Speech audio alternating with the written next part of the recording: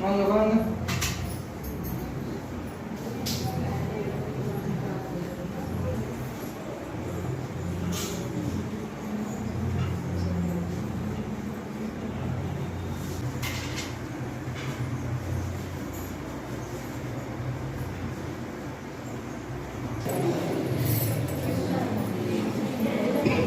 வாங்க வாங்க, நிக்காம வாங்க.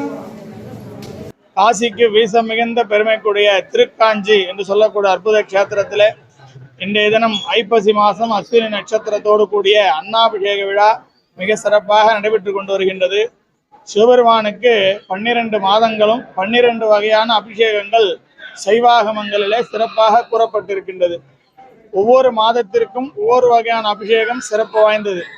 அதிலே இந்த ஐப்பசி மாதத்தில் வரக்கூடிய அஸ்வினி நட்சத்திரத்தன்று அன்னத்தினாலே அபிஷேகம் செய்தல் அளப்பரிய நன்மைகளை தரக்கூடியது என்று சைவாகமத்திலே சிவபெருமான் திருவாய் மலர்ந்து அருள்கின்றார். அதற்கேற்ப இந்த ஐப்பசி அஸ்வினி நட்சத்திரத்திலே இறைவனுக்கு 250 கிலோ அளவில் அன்னம் அபிஷேகமாக சாற்றப்பட்டு நாட்டு காய்கறிகளினாலே அலங்கரித்து இந்த சிறப்பு பூஜை நடைபெற்று கொண்டிருக்கின்றது. இந்த அன்னாபிஷேகத்திலே நாம் பங்கேற்பதனாலே நமக்கு பாபங்கள் தொலைந்து சொர்க்கம் கிடைக்கின்றது. அந்த காலத்திலே 2 வகையான பழமொழிகள் விளையாட்டாக கூறுவார்கள். சோறு கண்ட இடம் சொர்க்கம் என்று சொல்வார்கள். அந்த சோறு கண்ட இடம் சொர்க்கம்னு எதை சொன்னாங்கன்னாக்கா, சோற்றின் வடிவாக இருக்கக்கூடிய சிவபெருமானை கண்டால் நமக்கு சொர்க்கம் கிடைக்கும் என்று கூறுவார்கள். ஆற்றில் இறங்கி அரோகரா என்றாலும் சோற்றில் இருப்பது சொர்க்கம் என்று சொல்வார்கள். எத்தனையோ ஆறுகளிலே குளித்து நம்முடைய பாவத்தை போக்கினாலும் சோற்றின் வடிவாக இருக்கக்கூடிய சிவபெருமானை இன்று நாம் தரிசனம் செய்தால் நமக்கு பாவம் தொலைந்து முக்தி கிடைப்பதாக ஐதீகம். இன்று அன்னபூரணி எம்பெருமானுக்கு பரிபூர்ணமாக அன்னத்தை அளித்த அற்புதமான நாளாகவும், அன்னமயம் பிராணஹா என்று வேதம் கூறுகின்றது. நம்முடைய மனிதனுடைய வாழ்விலே உயிர் வாழ்வதற்கு இன்றியமையாதது உணவு. அந்த உணவாகப்பட்டது நம்முடைய வாழ்நாளிலே கடைசி வரை நமக்கு தேவைப்படும். அந்த உணவிற்கு பஞ்சம் இல்லாது நம்முடைய தேசத்திலே அனைவருக்கும் உணவு பரிபூர்ணமாக கிடைக்க வேண்டும் என்பதற்காக இறைவனே அன்னத்தின் வடிவாக எழுந்தருளக்கூடிய அற்புதமான நாள் இந்த அன்னாபிஷேக திருநாள்.